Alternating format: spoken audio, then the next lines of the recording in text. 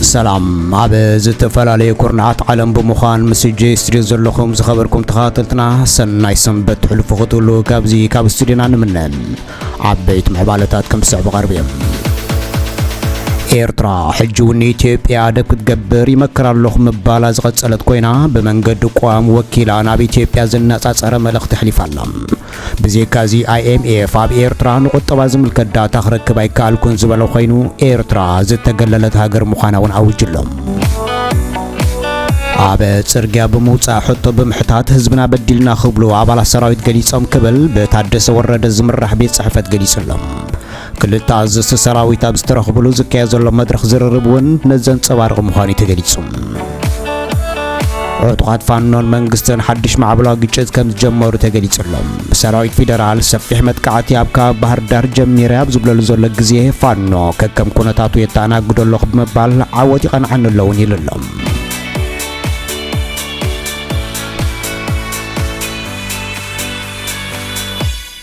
ደጊመ ሰላም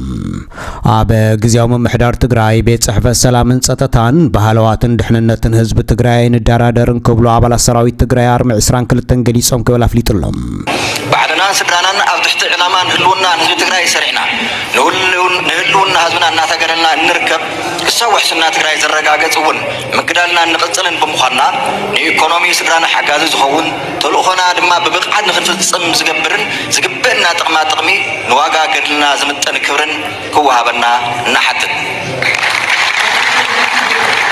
السلام قدميت نسرع بلونا هزمنا قن عين الدرادرن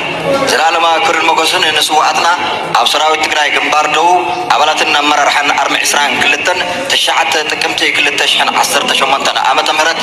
مغلى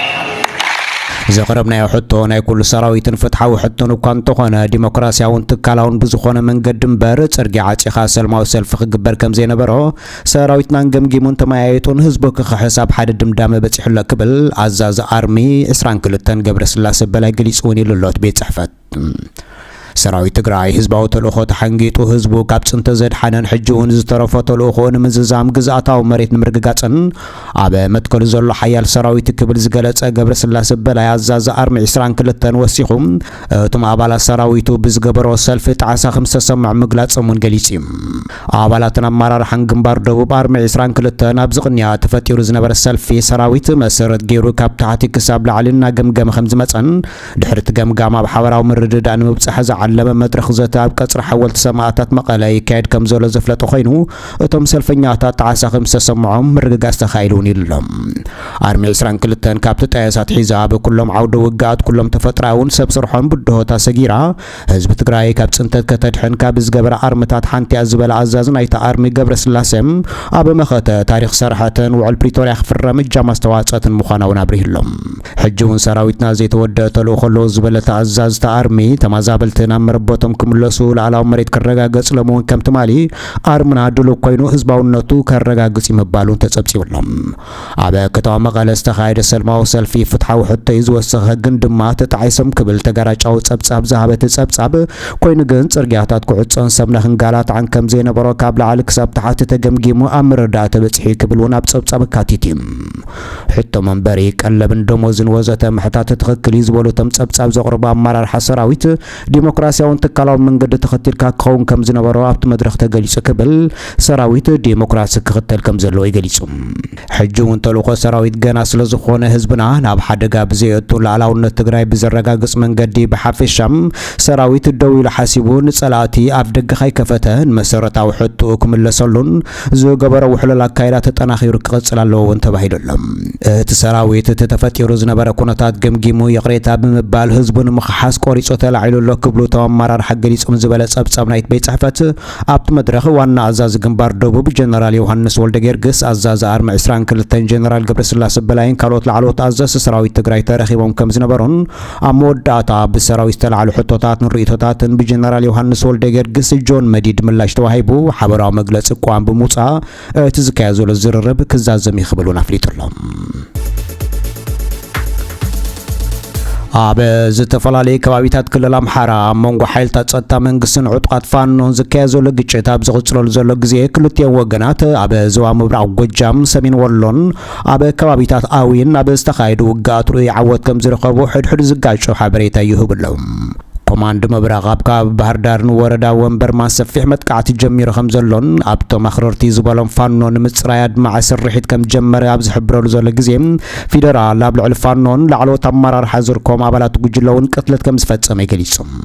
ምብራቓዊ እዚ ሰራዊት ፌደራል ኣብ ዞባ ሰሜንን ምዕራብ ጎጃምን ኣብ ዝርከቡ ከባቢታት ሰፊሕ መጥቃዕቲ ኢሎም ንግሆም ጅማሮን ኣኽረርቲ ንምፅራይ ኣድማዕ ስርሒት የካይድ ከም ዘሎ ብወገኑ ገሊጹ። ክሳብ ሕጂ 48 ኣኽረርቲ ዝበሎም ፋኖ ምማቶም 4 ድማ ቆሲሎም ከም ዘለው እቲ መጥቃዕቲ ከፊተ ዝበለ ኣሃዱ ገሊጹሎም።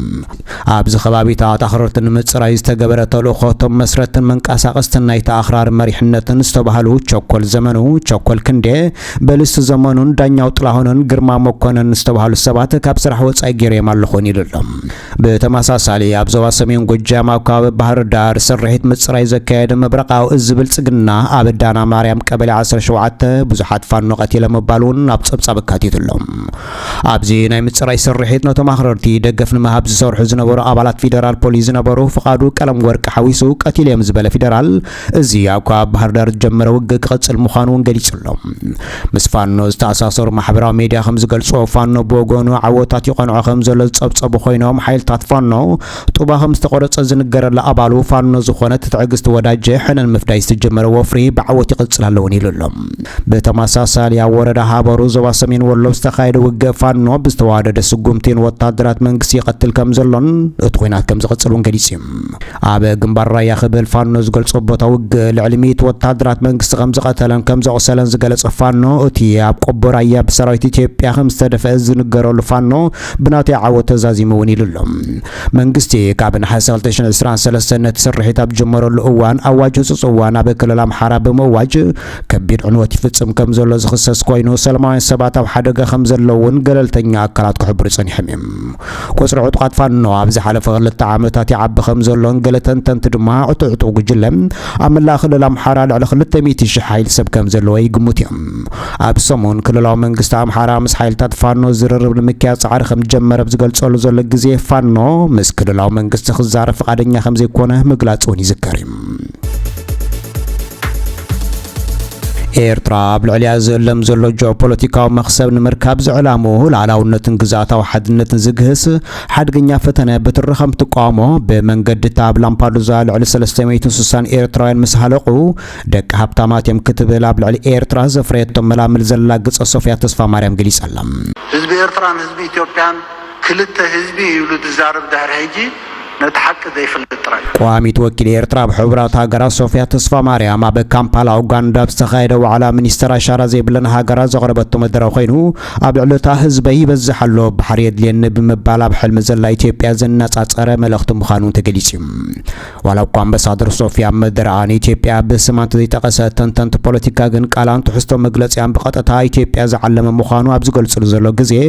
ኣብዚ እዋን እዚ ኣብ ቀይሕ ባሕርን ቀርኒ ኣፍሪቃን ዘሎ ወጥሪ ኣብ ግምት ብምእታው እታ ሃገር ብቐሊሉ ክጠፍ ዘይክእል ሓውን ምውላዕ ተካይዱ ዘሎ ሓንካር ካይዳ ደው ከተብል እውን ኤርትራ ጠንቂቓላ። ትግርኛ ሃገራዊ ቋንቋ ዝኾነት ሃገር ትውክል ግን ድማ ትግርኛ ንምዝራብ ትጽገም ኣምባሳደር ኣብ ዝሃበቶ መግለጺ ኤርትራ ንህላውያን መሰረታዊ መትከላን ዝጥሕዝ ዝኾነ ይኹን ሓደገኛ ፈተነታት በትሪ ከም ትቃወም ብምግላጽ እዚ ፈተነታት እዚ ቅድሚ ሕጂ ተራእዩ ዘይፍልጥ ዘባውን ዓለማውን ዘይምርግጋእ ዘስዕብ ብኣግኡ ክሕሰበሉ ዘሎ ጉዳይ ምዃኑን ኣጠንቂቓላ። እዚ ኤርትራዊ መርገጺ ዝበለት እታ ወኪል ኢትዮጵያ ምስ ሶማሊላንድ ስምዕ ወደብ ድሕሪ ምፍራማ ኣብቲ ዞባ ዝተፈጥረ ወጥሪ ብቐጥታ ዝተኣሳሰረ ምዃኑ ብምግላጽ ኤርትራ ቀዲማ ንመሬታዊ ሓድነት ሶማሊያ ከም ትድግፈውን ኣብቲ መግለጺ ኣነጺራላ። ወደ አፎም ጋር የምንካፈለው አሰብ ይሆናል።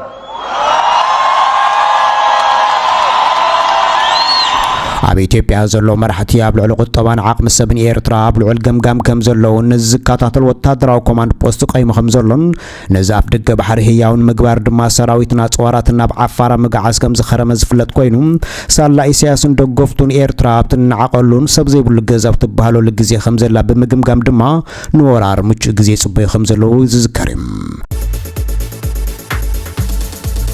እዚ ከምዚ ኢሉ እንከሎ ንዕቤት ቁጠባ ዝትንትን ቁጠባዊ ኩነታት ኣብ ከመይ ደረጃ ከም ዘሎ ሰሌዳ ዘውፅእ ትካል ኤርትራ ካብ መሳርሒ ጸብጻብ ከም ትወጽእ ገይሩሎም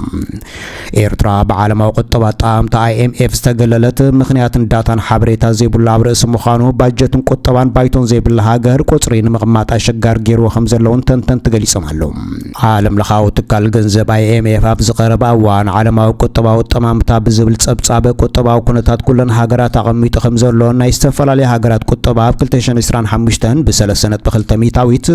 ኣብ 2026 ድማ ብ3.1 ሚታዊት ከዓቢ ምዃኑ ግምቱ ኣብ ዘቐምጠሉ ዘሎ ግዜ ኤርትራ ኣብ መስርዕ ዝርዝር ሃገርነት ያቶትን IMF ኣብቲ ጸብጻብ መሰረታዊ ቁጠባዊ መረዳእታ ዝሃባ ሃገራት ትንበያታት ክህብ ከም ዘይክእል ብንጹር ዝሓበረ ኮይኑ ኤርትራ ብስተርታ ዘይምህላውን ኣካል ናይ ዝምዃኑ ይሓቢሮም ብመሰረት መርበብ ሓበሬታ IMF ኤርትራ ብ2019 ጀሚራ ብዛዕባ ውሽጣዊ ፍርያት ዋጋታት ንብረት ዕዳን ኣፈጻጽማ ንግድን ጉልጽነት ከም ዘይብላን ኣብ ትሕቲ ሓደ ሰብ ዝንቀሳቐስ ቁጠባ ከም ዝሓዘትን ነዚ ዳታ ንምክፋል ድማ ፈቃደኛ ብዘይምዃና ግልልቲ ሃገር ከም ዝገበራዩ ኣብቲ ጸብጻብ ኣካቲቱ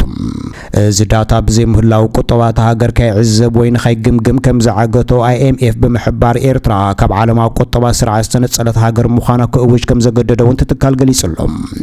ገለ ተንተንቲ ቁጠባ ውሽጣዊ ፍርያት ኤርትራ ካብ 2 ክሳብ 3 ቢልዮን ዶላር ከም ዝኾነ ዝግምቱ ኮይኖም ኩሉ ኣብ ትሕቲ ሓጎስ ክሻ ዝተባሃለ ውልቀ ሰብ ከም ዝርከቡን ይገልጹ እዮም ደጊመ ሰናይ ሰንበት ምስ ስድራኹም ኣብ ዘለኹም ክትሕልፉ ካብዚ ካብ ስቱዲዮና የምናየ ምስ ሓድሽ መደባት ንራኸቢና ክሳብ ሽዑ ተጠመሙ